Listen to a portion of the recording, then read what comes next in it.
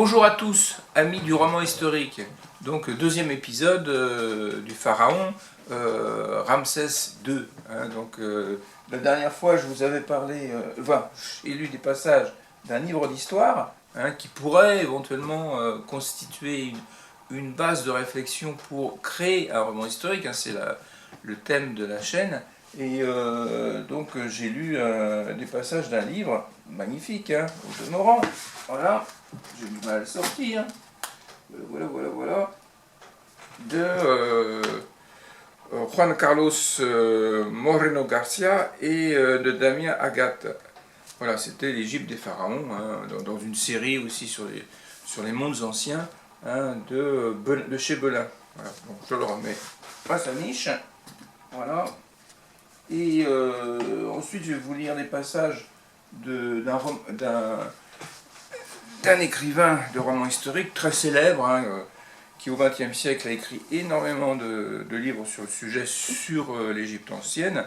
C'est Christian Jacques, donc c'est un de ses nombreux ouvrages, c'est Ramsès, la bataille de Kadesh, donc c'est sur une série, je vais vous lire ça. Donc ça c'était édité, je ne sais plus où, chez Robert Laffont, il y a longtemps, c'était en 96 celui-là. Et alors, la bataille de Kadesh. Pour sauver l'Égypte, Ramsès doit affronter la redoutable armée hittite, dont l'armement est supérieur au sien. La grande guerre paraît inévitable. C'est devant Kadesh, forteresse imprenable de Syrie du Nord, que le choc frontal aura lieu. Comment Ramsès pourra-t-il se préparer au combat alors que la santé de sa royale épouse Néfertari, victime d'un maléfice, décline de manière irrémédiable et que sur le territoire même de l'Égypte, un réseau d'espionnage pro-hittite continue à sévir? Ramsès ira vers le sud pour découvrir la pierre de la déesse, seul remède susceptible de sauver la reine. Il ira vers le nord pour livrer bataille et empêcher la barbarie de détruire la civilisation. Mais son Père céleste répondra-t-il à son appel? Suspense. En fait, ce livre est inséré dans une saga, toute une série. Le premier livre, alors la totalité, si vous voulez, de la saga s'appelle Ramsès, comme la mienne, la totalité s'appelle Le Sabre de Damas, mais ensuite il y a des sous-titres, et ben là il y a des sous-titres. Chez Ramsès, le premier c'était le Fils de la Lumière, le deuxième c'était le Temple des millions d'années, la bataille de Kadesh, c'est celui-là, mais il y a eu aussi la Dame d'Abou Simbel sous l'acacia d'Occident. Voilà. Donc il a produit énormément de livres. Voilà. Donc Christian Jacques est l'auteur de nombreux best-sellers, dont Champollion l'Égyptien.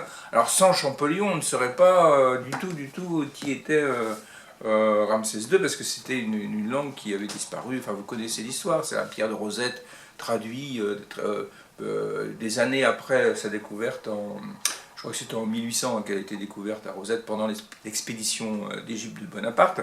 Et les Anglais avaient pris la pierre lorsque l'armée avait fait sa reddition, l'armée d'Égypte. Et donc dans le butin, il y avait la pierre qui est allée à Londres, qui est toujours à Londres d'ailleurs.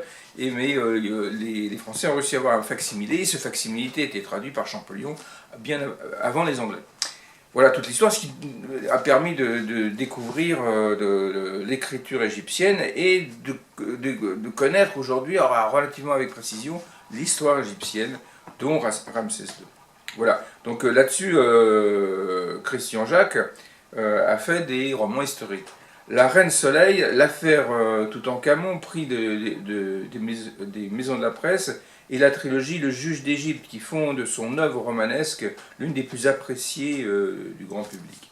Voilà, donc j'ai pris des passages, j'ai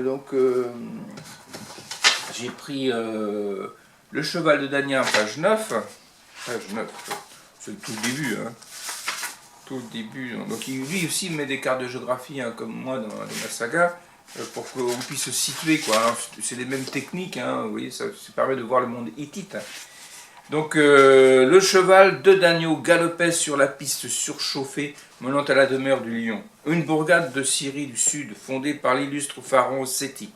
L'Égypte son père, le père de Ramsès. Égyptien par son père et syrien par sa mère, Dagno avait embrassé l'honorable profession de facteur et s'était spécialisé dans l'acheminement des messages urgents. L'administration égyptienne lui offrait le cheval, la nourriture et les vêtements. Dagno bénéficiait d'une demeure de fonction à Silé, ville frontière du nord-est, et logeait gratuitement dans les relais de poste. Bref, une belle vie, des voyages incessants et la rencontre de Syriennes peu farouches mais parfois désireuses d'épouser un fonctionnaire, lequel s'enfuyait à vive allure dès que la liaison prenait un tour trop sérieux.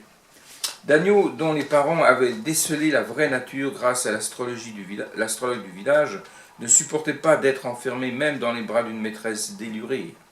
Rien ne comptait davantage pour lui que l'espace à dévorer et la piste poussiéreuse à parcourir. Scrupuleux et méthodique, le facteur était bien noté par ses supérieurs. Depuis le début de sa carrière, il n'avait pas égaré une seule lettre et avait souvent dépassé les horaires imposés afin de satisfaire un expéditeur pressé. Distribuer le courrier aussi vite que possible était son sacerdoce. Lors de l'avènement de Ramsès, après la mort de Séti, son père, Dagno avait craint, comme beaucoup d'Égyptiens, que le jeune pharaon ne fût une foudre de guerre et qu'il ne lançât son armée à la conquête de l'Asie, avec l'espoir de reconstituer un immense empire dont l'Égypte eût été le centre.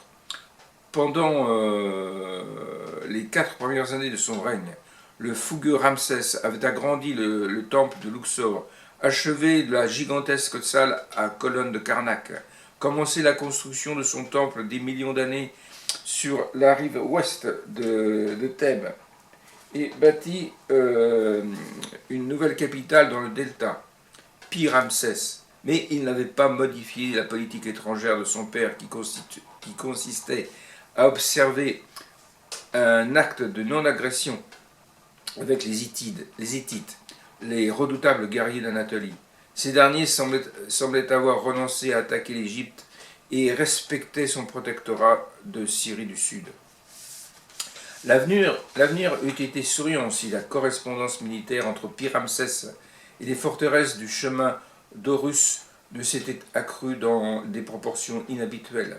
Dagno avait interrogé ses supérieurs et questionné les officiers. Personne ne savait rien, mais l'on parlait de troubles en Syrie du Nord et même dans la province d'Amourou.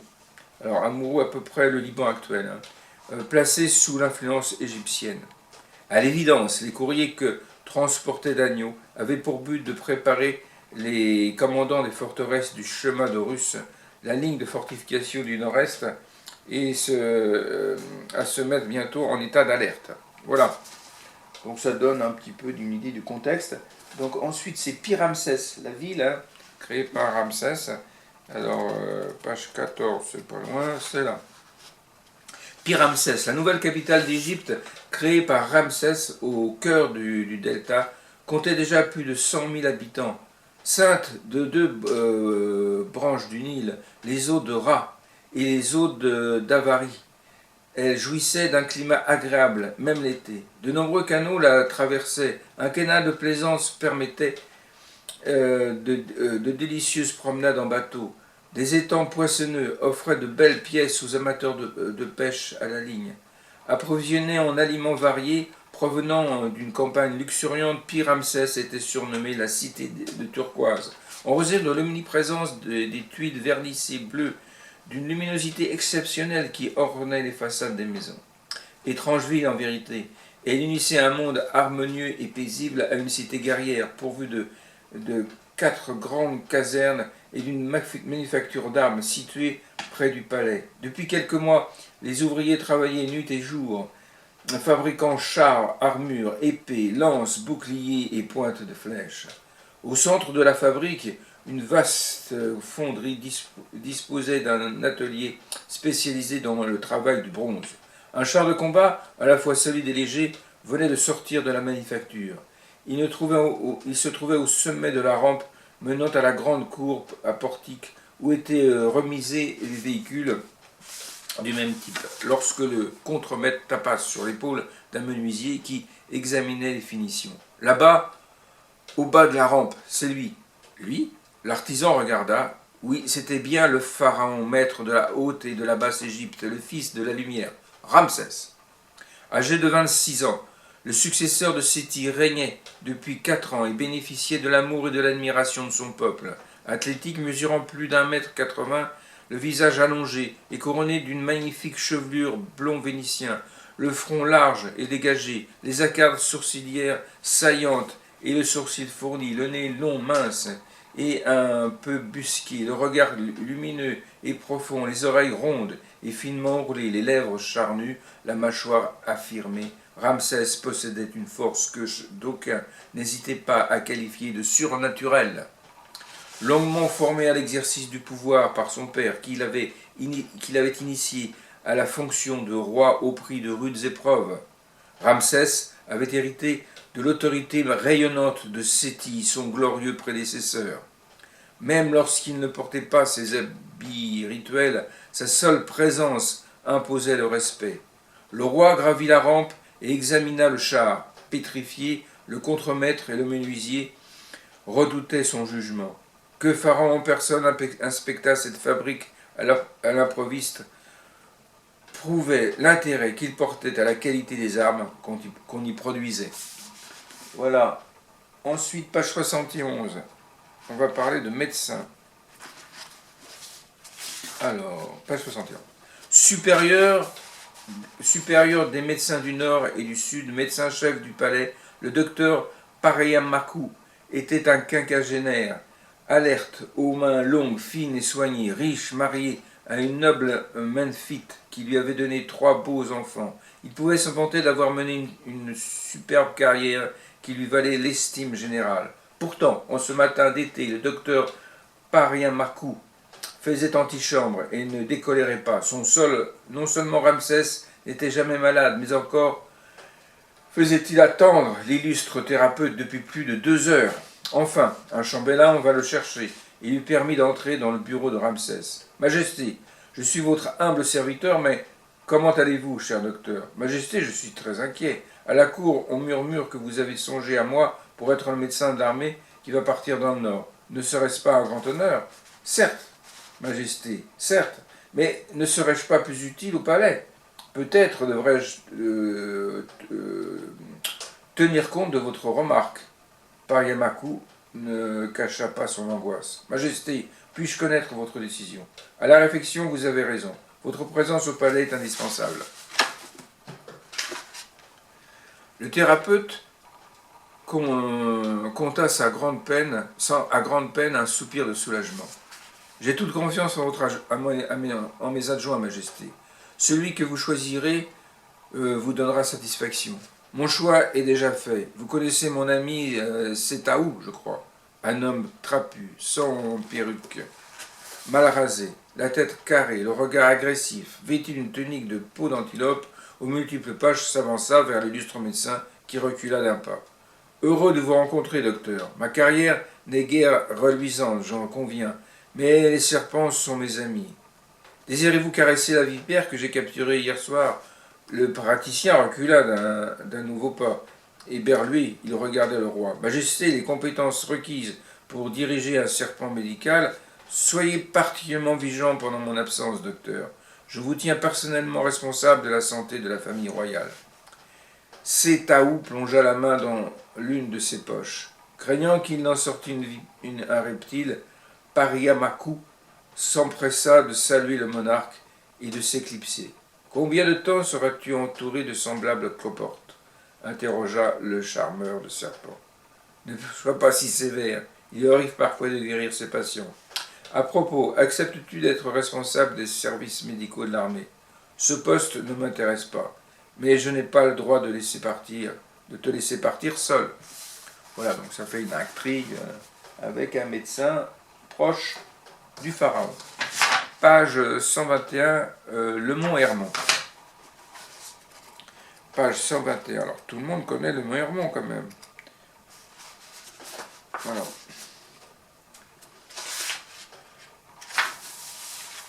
Voilà, entre le Liban, Israël, la Syrie. Étalée le long de la mer entre les villes côtières de Tyr et de Byblos, la province d'Amurru se situait à l'est du mont Hermon et de la cité commerciale de Damas. Elle formait le dernier protectorat égyptien avant la frontière de la zone d'influence hittite. À plus de 400 km de l'Égypte, les soldats de Pharaon avançaient d'un pas lourd. Contrairement à ce que lui avaient recommandé ses généraux, Ramsès avait évité la route du littoral et suivi un sentier montagneux, éprouvant pour les bêtes comme pour les hommes. On ne riait plus, on ne conversait plus, on se préparait à un affrontement avec les Hittites, dont la réputation de férocité effrayait les plus courageux. Selon l'analyse du diplomate Acha, reconquérir Amurru ne serait pas un acte de guerre ouverte, mais combien tomberait sous le soleil ensanglanté. Beaucoup avaient espéré que le roi se contenterait de Megiddo et reprendrait le chemin du retour. Mais Ramsès n'avait accordé qu'un bref repos à son armée avant de lui imposer ce nouvel effort. Au grand galop, un éclaireur remonta la colonne et s'arrêta net devant Ramsès. Ce sont là, au débouché du sentier, ils sont là, entre les falaises et la mer. Nombreux? Point d'interrogation. Plusieurs centaines d'hommes armés de lances et d'arcs et cachés derrière des buissons. Comme ils épient la route du littoral, nous les prendrons à revers. Des Hittites? Non, Majesté, des gens de la province d'Amurru. Ramsès était perplexe. Quel piège tentait-on à l'armée égyptienne? Conduis-moi. Le général de la Chari s'interposa. Pharaon ne doit pas prendre un tel risque. Le regard de Ramsès s'en flamboya. Je dois voir, juger et décider. Le roi suivit l'éclaireur. Les deux hommes terminèrent le trajet à pied et s'engagèrent dans un terrain pentu auquel s'accrochaient des rochers instables. Ramsès s'immobilisa. La mer, la piste qui la longeait, le fouillis de buissons, les ennemis embusquaient la falaise. Aucun endroit pour amasser des forces hittites placées en embuscade. Mais l'horizon était limité par une autre falaise. Des dizaines de chars anatoliens n'étaient-ils pas dissimulés à bonne distance et capables d'intervenir à grande vitesse? Ramsès avait entre ses mains la vie de ses soldats, eux-mêmes garants de la sécurité d'Égypte. Nous nous déployons, murmura-t-il. Voilà, donc intrigue guerrière. Ensuite, nous avons, pour finir, Urut et Choup, page 193. 193. Voilà.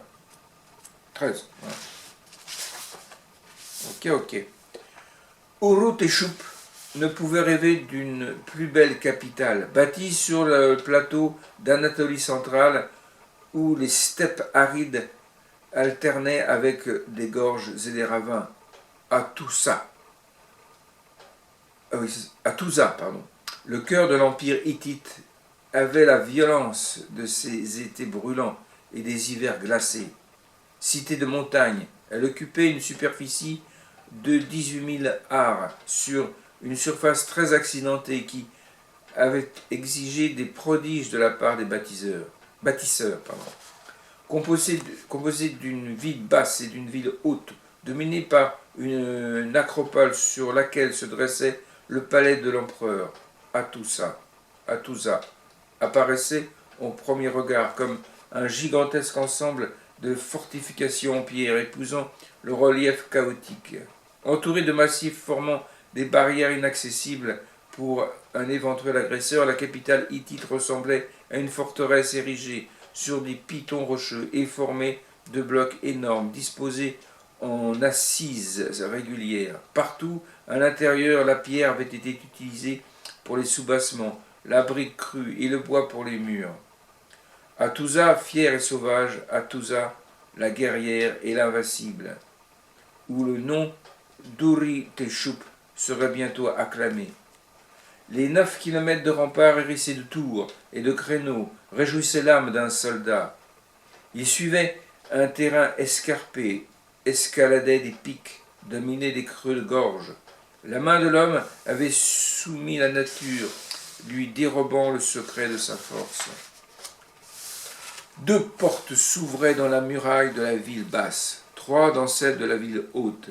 Dénayant la porte des lions et celle du roi, Orit-et-Choup se dirigea vers le point d'accès le plus élevé, la porte des Sphinx, qui se caractérisait par une poterne de 45 mètres de long, communiquant avec l'extérieur. Certes, la ville basse s'ornait d'un édifice prestigieux, le temple du dieu de l'orage et de la déesse du soleil, et le quartier des sanctuaires ne comprenait pas moins de 21 monuments de tailles diverses, mais Urut-et-Choup préférait la ville haute et le palais royal. De cette acropole, il aimait contempler les terrasses faites de pierres juxtaposées, sur lesquelles avaient été construits bâtiments officiels et demeures de notables, disposées au hasard des pentes. En pénétrant dans la cité, le fils de l'empereur avait rempli 3 gros pains et versé du vin sur un bloc, en prononçant la formule rituelle « que ce rocher soit éternel ». Ça et là étaient déposés des récipients remplis d'huile et de miel destinés à apaiser les démons. Le palais trônait sur un imposant piton rocheux composé de 3 pics. Des murailles garnies de hautes tours, gardées en permanence par des soldats d'élite, isolaient la demeure impériale du reste de la capitale et empêchaient toute agression. Muwatalli, prudent et rusé, gardait en mémoire les soubresauts de l'histoire hittite et les luttes acharnées pour la conquête du pouvoir. L'épée et le poison avaient été des arguments souvent employés, et bien peu de grands chefs hittites étaient morts de mort naturelle. Aussi était-il préférable que la grande forteresse, comme l'appelait le peuple, fût inaccessible des 3 côtés. Seule une entrée étroite, surveillée, jour et nuit, donnait accès à des visiteurs dûment fouillés. Voilà la capitale des Hittites. Voilà, donc c'est une belle description, je trouve, et livre intéressant, plein de soubresauts. Donc c'est du beau roman historique du XXe siècle. Voilà, donc il en a écrit d'autres, des séries. Il y avait celle-là, je ne sais plus combien il y avait de livres dans celui-ci. Ça c'est quoi ça? C'est la loi du désert. Donc, s'il prend un autre thème, d'autres héros, et on est toujours en Égypte. Voilà, donc c'était Christian Jacques chez Plon. Là c'est Robert Laffont, là c'est Plon, changé d'éditeur au cours du XXe siècle. Il en a sorti un il n'y a pas longtemps, donc c'est toujours un écrivain actif dans le monde du roman historique. Vive le roman historique. Voilà, je vous dis à bientôt sur un tout autre sujet. À très très bientôt.